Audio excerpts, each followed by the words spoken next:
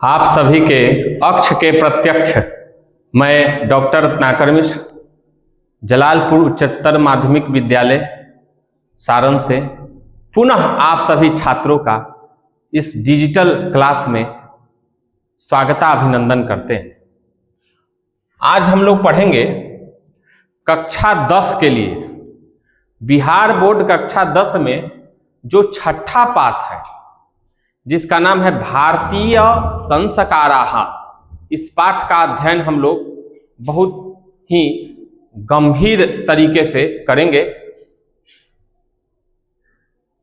जब इस पाठ को हम लोग प्रारंभ करते हैं तो सबसे पहले हम लोग ये जानेंगे कि यह पाठ पढ़ाने का उद्देश्य क्या है, क्योंकि उद्देश्यम मनुदृश्य मंदोपि न प्रवर्तते।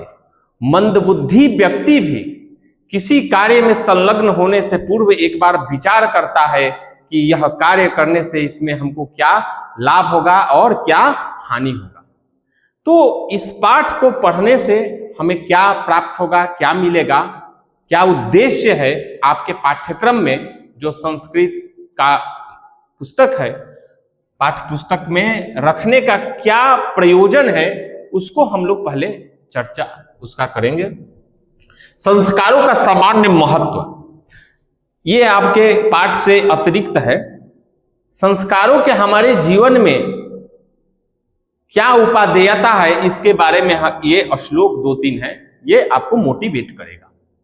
कह रहा है संस्कारैः शुद्धते देहः, संस्कारैः शुध्यते मनः, संस्कारैः शुद्धते बुद्धे, संस्कारैः शुद्धते जीवन। कहने का तात्पर्य है कि जिस मनुष्य के अंदर में संस्कार भरा हुआ है और जो हमारे भारतीय ऋषियों की जो मनीषियों की जो परंपरा रही है, उस परंपरा में जो संस्कार का महत्व है उसको बताते हुए कहते हैं कि संस्कार से जो युक्त व्यक्ति होता है वह उसका शरीर, मन और बुद्धि क्या होता है, परिमार्जित होता है, पवित्र होता है। और जब आपका शरीर, बुद्धि और मन, कहने का तात्पर्य है कि पंच कर्मेंद्रिया, पंच ज्ञानेंद्रिया जो है, सेंस है हमारे, उस सब को कौन सबको चलाने वाला कौन है? मन। और मन और बुद्धि, ये मन बुद्धि अगर हमारा संस्कार से क्या होगा, युक्त हो जाएगा, और संस्कार से युक्त मन और बुद्धि जब हमारा शुद्ध हो जाएगा, परिमार्जित हो जाएगा, तो हमारा संपूर्ण जीवन जो है क्या हो जाएगा, पवित्र हो जाएगा, श्रेष्ठ मनुष्य हम लोग कहलाने लगेंगे। फिर इसी उदाहरण को आगे बढ़ाते हुए कहता है षोडशै संस्कारैर् नित्यं संस्क्रियते नरः शुभः, दोषान् दूरीकरोत्येव गुणान् वर्धयते तथा।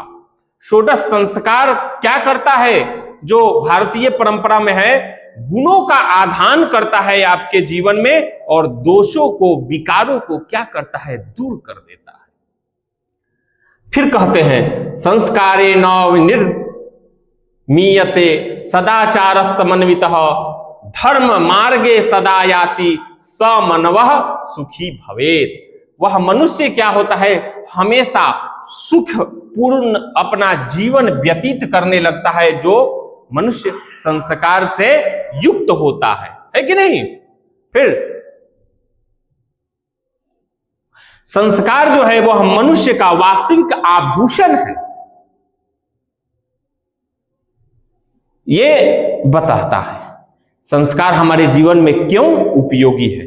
अब इसी के परिप्रेक्ष्य में हम लोग इस पाठ पर ध्यान देंगे थोड़ा सा। संस्कार देखिए आपके पाठ्यक्रम में जो पढ़ना है, थोड़ा हम लोग विस्तार से जानेंगे इसके बारे में। उसमें क्या है कि 16 संस्कार के बारे में चर्चा की गई है, और जो 16 संस्कार है वह किन किन ऋषियों ने माना है। कुछ ऋषियों का मत है कि 40 संस्कार होते हैं। कुछ ऋषि महर्षियों ने अपने धर्म ग्रंथों में, धर्मशास्त्र के जो ग्रंथ है, जो गृहसूत्र के ग्रंथ है, उसमें लिखते हैं कि 40 संस्कार है, 12 संस्कार है। तो कुछ मत भिन्न है, इसको हम लोग पहले क्लियर कर लेंगे। देखिए, मनुस्मृति में मनु जी 16 संस्कार बताते हैं। याज्ञवल्क्य की स्मृति में जो याज्ञवल्क्य ऋषि हैं, जो अपने स्मृति ग्रंथ धर्मशास्त्र के ग्रंथ को लिखे हैं, वह 16 संस्कार बनाते हैं। पराशर स्मृति जो है वह भी 16 संस्कार बताते हैं, और नारद स्मृति जो है वो भी 16 संस्कार बनाते हैं। विष्णु स्मृति जो है वह 40 संस्कार को बताते हैं। आपस्तंभ ऋषि हुए वह भी 40 को। कहने का तात्पर्य है कि जितने ऋषि महर्षि हमारे धर्मशास्त्र के ज्ञाता हुए, उन लोगों ने अधिक संख्या जिस मत का था, जैसे 16 संस्कार का आप लोग बोर्ड पर देख रहे हैं, 16 संस्कार का संख्या अधिक ऋषियों के मतों में जा रहा है। तो 16 संस्कार को हम लोगों ने एक मापदंड के अनुसार 16 संस्कार अपने जीवन में रखा गया, जिसका निर्वाह हम लोग सुगमता से, सरलता से, सहजता से कर सकते हैं। तो 16 संस्कार के बारे में हम लोग बेसिक परिचय, सामान्य परिचय आपके पाठ्यक्रम में है। भारतीय, आपका यहां से पाठ प्रारंभ होता है।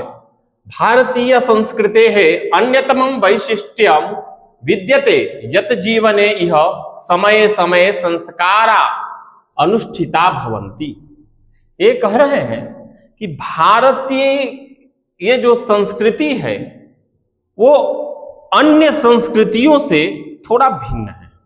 क्यों भिन्न है? कि समय समय पर जीवन में यह समय समय संस्कारों का अनुष्ठान होता रहता है, कहने का तात्पर्य है। और ये जितना संस्कार है वो सब एक यज्ञ के अंतर्गत आता है। जन्म से लेकर के मृत्यु पर्यंत तक जितने भी हम लोग कार्य कर रहे हैं अपने जीवन में, वह सब एक यज्ञ का क्या है? यज्ञ है।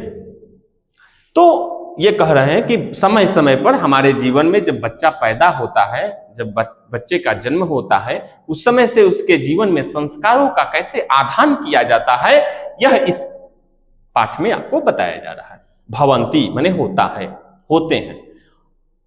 अतः संस्कार शब्द सीमितो व्यंग रूपयः प्रयुज्यते, किंतु संस्कृत ते रूपकरणम इदम शब्दम भारतस्य व्यक्तित्वम रचयति। आजकल संस्कार शब्द जो है वह व्यंगात्मक रूप में लक्षणा और व्यंजना में उसका क्या हो रहा है? प्रयोग हो रहा है। जैसे कोई बहुत सरल स्वभाव का लड़का हो और संस्कारों में बधा हुआ हो, उसको रूढ़िवादी टाइप के लोग बोलते हैं, कहते हैं कि अरे बहुत संस्कारी हैं ये, अरे बहुत संस्कारी हैं ये सब नहीं खाते हैं, ऐसे नहीं रहते हैं, है कि नहीं? पर एक व्यंग रूप में समाज में क्या होता है, यह समाज की दुर्व्यवस्था है कि व्यंग रूप में संस्कार को बांध करके रख दिया गया है। व्यंग्यात्मक जो है कि टीका टिप्पणी की जाती है। तो संस्कार इसलिए ये क्या है? सीमित हो गया है संस्कृत रूप में। हाँ, भारत से व्यक्तित्व रचयति, लेकिन यह जो संस्कार का महत्व है, यह भारतस्य माने भारत के लोगों को व्यक्तित्व निर्माण का एक बहुत बड़ा साधन है। विदेशे निवसंतो भारतीयाः संस्कार प्रति उन्मुखा जिज्ञासवश्च। जो हमारे देश को छोड़ करके विदेशों में हमारे भारतीय रहते हैं, सनातनी रहते हैं, जो इन 16 संस्कार को मानने वाले हैं, वहां की स्थिति परिस्थिति को जब देखते हैं तो उनका झुकाव क्या होता है? वहां तो कुछ है ही नहीं, संस्कार नाम का कोई इस तरह का कोई चीज है नहीं, तो वो उन्मुख होते हैं। एक शब्द होता है अभिमुख, एक होता है उन्मुख। उन्मुख माने उसके प्रति आकर्षित होते हैं कि हम काश मैं भारत में रहता और हमारे घर में भी इसी तरह से जो भारत में जैसे संस्कारों का, शादी विवाह इत्यादि का जो क्रम बना हुआ है, उस माने विधि विधान के अनुसार हमारे यहाँ होता। तो क्या होते हैं? जिज्ञासु होते हैं, उन्मुख होते हैं, और जिज्ञासावश्च, और जिज्ञासा उनके मन में उत्पन्न होती है। पाठेस्मिन अस्मिन पाठे, पाठेस्मिन अस्मिन पाठे तेषाम केशाम संस्काराणाम, माने सारे संस्कारों का, तेषाम संस्काराणाम संक्षिप्तः माने संक्षिप्त रूप में, परिचयो महत्वंच निरूपितम। इस पाठ में यह आपके पाठ का भूमिका है, पाठ की भूमिका है कि इस पाठ में क्या हम लोग पढ़ेंगे। तो संस्कार के बारे में सामान्य परिचय हम लोग पढ़ेंगे इसमें। भारतीय जीवने प्राचीन कालात संस्काराः महत्वं धारयन्। भारतीय जो भारत में रहने वाले हैं उनके जीवन में संस्कारों का बहुत ही बड़ा महत्व है। प्राचीन संस्कृतेरभिज्ञानम संस्कारेभ्यो जायते। हमारी जो प्राचीन ऋषियों की, आर्षों की सभ्यता है, संस्कृति है, वो किससे जानी जाती है, किससे ज्ञानम जानी जाती है? तो संस्कारेभ्यो जायते, वह संस्कारों से जाना जाता है। और संस्कारों से जानने के बाद अत्र ऋषि नाम कल्पना आसीत्। और ये जो है, ये जो संस्कारों का जो देन है, इससे पहले हम बताएं इन ऋषियों ने इतने प्रकार के संस्कार माने, इन ऋषियों ने इतने प्रकार के संस्कार माने। तो ये जो संस्कार है, इस पाठ को जो हम लोग पढ़ रहे हैं, वो किसका देन है? तो ऋषि नाम कल्पनासी, ऋषियों की एक अलौकिक कल्पना है। जीवनस्य सर्वेषु मुख्य अवसरेषु वेद मंत्राणाम पाठः। और ये जो संस्कारों का जो हम लोग के घर में संस्कार होता है, जैसे चूड़ाकरण संस्कार, कर्णवेद संस्कार, मुंडन संस्कार, यज्ञोपवीत संस्कार, विवाह संस्कार, इसमें वेद पाठ इत्यादि होता है। वेद पाठ ही क्यों होता है? क्योंकि यज्ञ में जो वेद में जो 3 कांड बताए गए हैं, यज्ञ कांड, उपासना कांड और यज्ञ कांड, जिसको कर्मकांड भी कहते हैं, उपासना कांड और ज्ञान कांड, तो ये जितने संस्कार है वो सब यज्ञ कांड के अंतर्गत आता है। उसके विधियों में, इस सब के विधियों में वेद मंत्रों का ही प्रयोग होता है।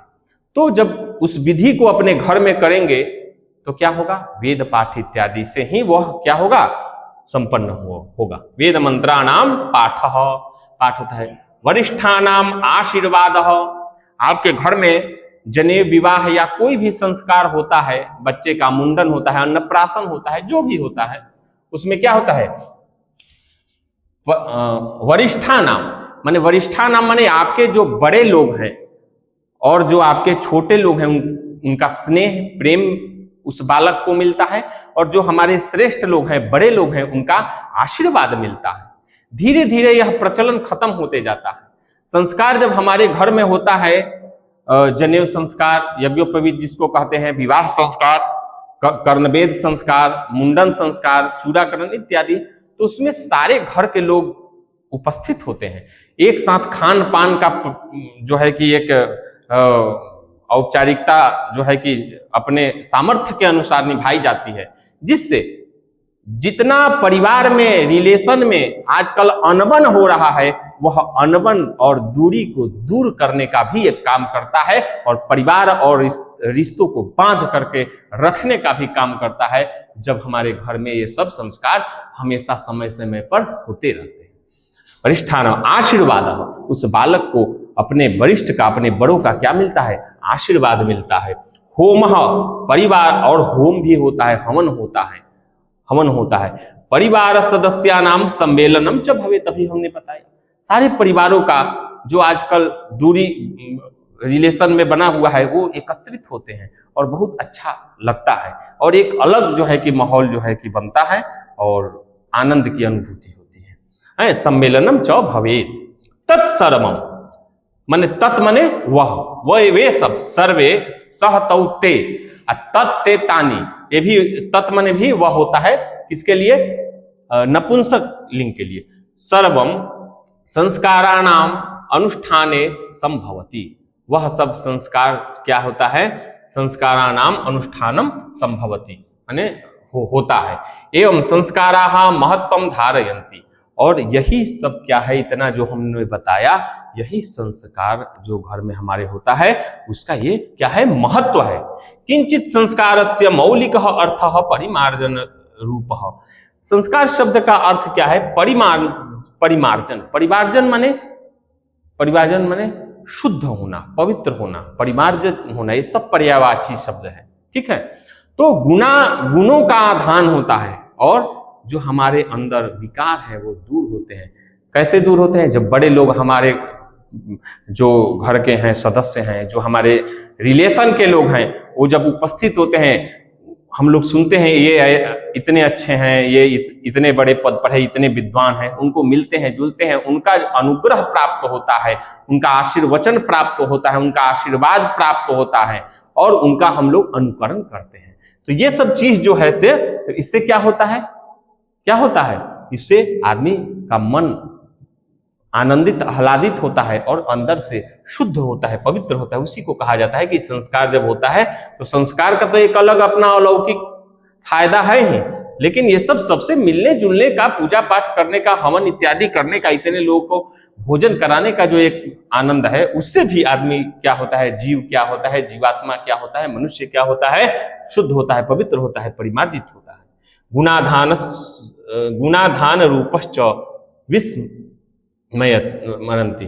अतः संस्काराः मानवस्य क्रमशः परिमार्जने दोषापतनये गुणाधाने, दोष को हटाने का काम अगुणाधाने च योगदानम कुर्वन्ति, योगदान करता है। इसी का ये हिंदी अर्थ है, आप लोग इसका स्क्रीनशॉट ले लीजिएगा, इसी का हिंदी अर्थ है, इसको आप देखें। अब देखिए, संस्काराः प्रायेण है, यहां थोड़ा सा वो हो गया है,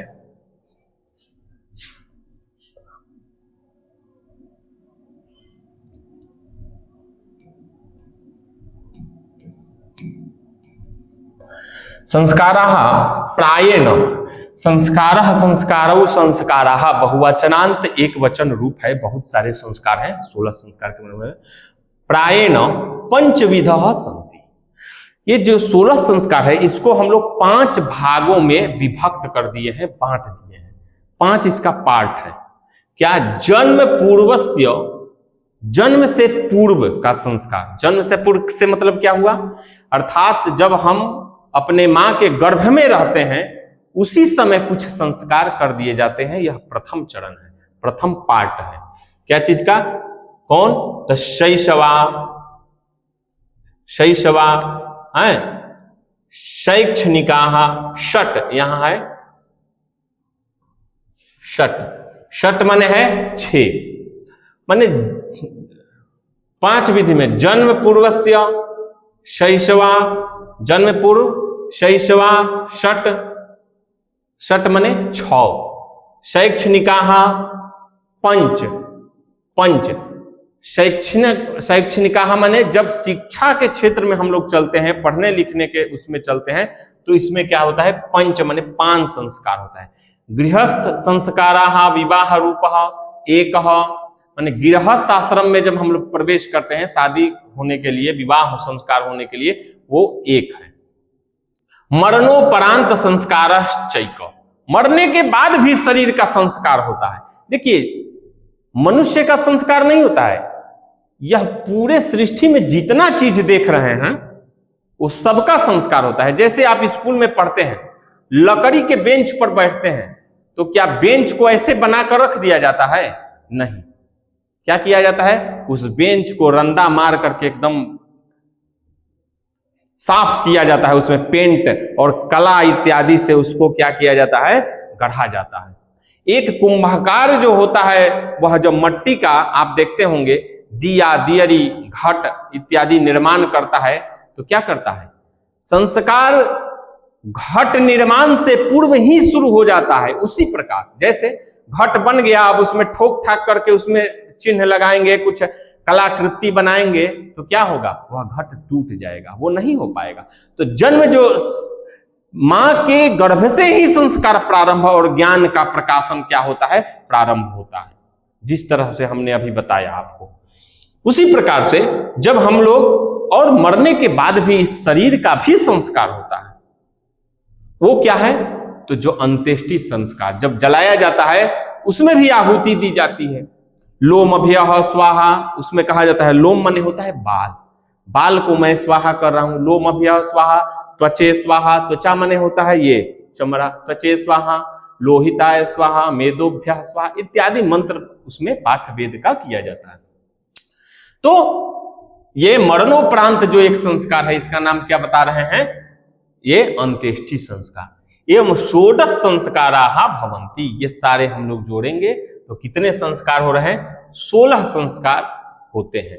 अब देखिए कौन संस्कार कब होता है, जन्म से पहले कौन होता है, शैक्षणिक गतिविधि जब बच्चे का प्रारंभ होता है उस समय कौन कौन से संस्कार होते हैं, ये सब जो है कि हम लोग इसमें आप लोग पढ़ेंगे। आप लोग अभी क्या पढ़े, संस्कार का क्या महत्व है जीवन में, संस्कार कितने होते हैं, कितने जो है कि संस्कार होते हैं, कितने 5 भागों में बांट दिया गया है।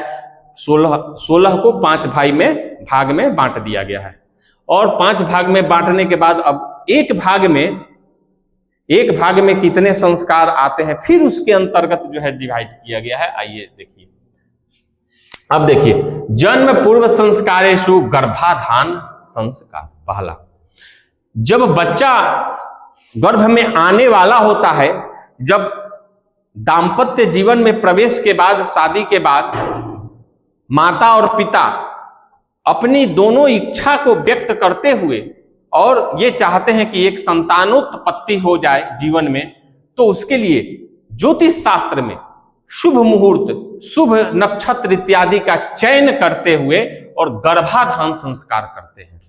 गर्भाधान संस्कार में क्या होता है, इसकी महत्ता क्या है? अगर पिता और पुत्र शास्त्रों का, धर्म शास्त्रों का अध्ययन करते हुए और शुभ मुहूर्त ज्योतिष के अनुसार, वेद का नेत्र होता है ज्योतिष, वह मार्ग बताता है, अगर इस गर्भाधान संस्कार को पति पत्नी सहवास के रूप में करते हैं तो तेजस्वी पुत्र प्राप्त होगा, धनवान होगा, कीर्तिवान होगा। वो सब नक्षत्र, उस दिन का जो नक्षत्र होगा उस नक्षत्र के अनुसार सबका अलग अलग फल बताया गया है शास्त्रों में। अगर पिता की इच्छा हुई, माता की इच्छा हुई कि इस बार हमको पुत्र की प्राप्ति हो, तो भी एक गणना है ज्योतिष का, उस गणना के हिसाब से अगर जोड़ चेत करके और उस तिथि नक्षत्र में अगर सहवास होता है दोनों का, तो उसमें जो पति पत्नी से उत्पन्न होने वाला पुत्र होगा वह पुत्र होगा, और पुत्री की इच्छा होगी तो पुत्री होगा। यह भारतीय संस्कृति में जो शास्त्र हैं, जो ज्योतिष है, जो धर्मशास्त्र है, उनकी ये वैशिष्टता है। तो ये गर्भाधान संस्कार, पहले गर्भ में बच्चा का आना। पुंसवन संस्कार, दूसरा संस्कार जो गर्भ में ही होता है। पुंसवन संस्कार, जन्म से पूर्व 3 संस्कार होता है, माने मां के गर्भ में। पुंसवन संस्कार, पुंसवन संस्कार में क्या होता है, ये दूसरे तीसरे महीना में जब गर्भ में बालक आ जाता है तो होता है।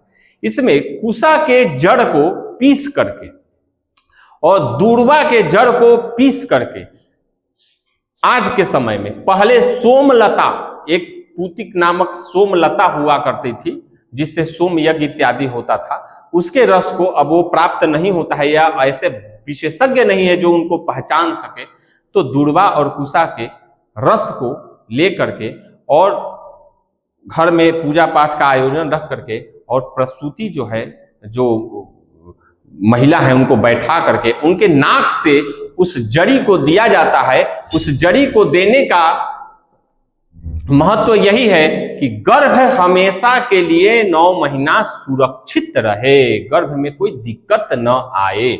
यह है पुंसवन संस्कार। फिर दूसरा संस्कार होता है जो 6ठे से 7वें महीना में होता है, सीमंतोन्नयन संस्कार। इसमें अब बच्चा हमारे घर आने वाला है, एक खुशहाली होती है और पति जो है पत्नी को बैठा करके पूजा पाठ करके और शुद्धता से, पवित्रता से बैठा करके उनके केस को, उनके बाल को क्या करता है, झाड़ता है, उसको बांधता है, उसका चोटी करता है कि नहीं। ये एक प्रकार का घर का एक रीति रिवाज है, उसको सीमंतोन्नयन संस्कार कहा जाता है। चेति त्रयो भवंती, यह 3 संस्कार जो है यह मां के गर्भ में होते हुए होता है। अत्र गर्भ रक्षा गर्भस्य संस्कारो कारोपणम, गर्भ के रक्षा के लिए गर्भाधान संस्कार, गर्भपत्यश्च प्रसन्नता चेति प्रयोजनम कल्पितम, और गर्भ में बच्चा जो है, शिशु है, वह क्या है, प्रसन्न रहे, उसके लिए एक संस्कार है। और शैशव संस्कारेषु जात कर्म, हाँ, अत्र गर्भस्थस्य संस्कार रोपणम, ये बता दिया गया। गर्भवत्यश्च प्रसन्नता चेति प्रयोजनम कल्पितम। अब शैशवा, जब बच्चा का जन्म होता है तो जात कर्म, नामकर्म, निष्क्रमण, अन्नप्राशन, चूड़ाकरण, कर्णवेध क्रमशः भवंती। इतने संस्कार जब बच्चा पैदा होता है, जन्म लेता है अपने माँ के गर्भ से, तो इतने संस्कार किए जाते हैं। और इन सभी संस्कारों का क्या समय, किस महीने में बच्चा पहुंचे, तो जैसे नामकरण जो होता है वो क्या होता है, 12वें दिन होता है। तो ये सब संस्कार कितने दिनों में होता है, इसको हम बताएंगे अगले कक्षा में। और इसकी महत्ता क्या है हमारे जीवन में, उपादेयता क्या है, इसके बारे में भी हम चर्चा करेंगे। इसी शब्दों के साथ आज पुनः आप सभी छात्रों का हार्दिक स्वागत, अभिनंदन करते हैं। जयतु संस्कृतम, जयतु भारतम।